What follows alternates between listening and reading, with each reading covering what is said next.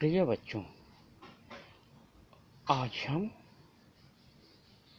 अपने पाठ्य पुस्तक स्पर्श भाग 2 के साथी के बचे हुए अंश को जारी रखेंगे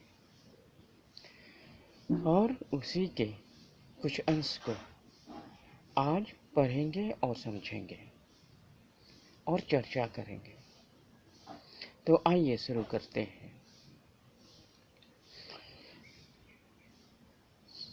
सुखिया सब संसार है, खाए अरु सोवे। दुखिया दास कबीर है, जागे अरु रोवे। तो यहाँ कबीर दास जी समाज के उन वर्गों की ओर व्यंग्य किया है जो सिर्फ खाने और सोने को ही सुख समझते हैं। समाज में ऐसे भी कुछ लोग हैं जो भौतिक सुख को सब कुछ समझते हैं और ऐसे लोग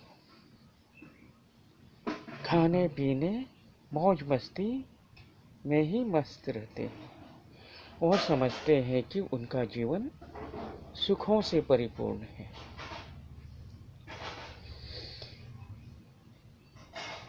अर्थात वे लोग भ्रम में जीते रहते हैं। उन्हें यह नहीं मालूम है सच्चा सुख तो वह है जो मार्ग में ईश्वर के समीप ले जाए, अर्थात ईश्वर की भक्ति में ही सच्चा सुख है। और कबीर दास जी ये भी कहते हैं कि ईश्वर की भक्ति का जो मार्ग है वह इतना सरल नहीं है, यह बहुत कठिन है। ईश्वर की प्राप्ति के लिए गहरी चिंतन और मनन की आवश्यकता होती है, जो सभी के वश के बात नहीं है। ईश्वर की भक्ति में कबीर दास जी जागे हुए रहते हैं और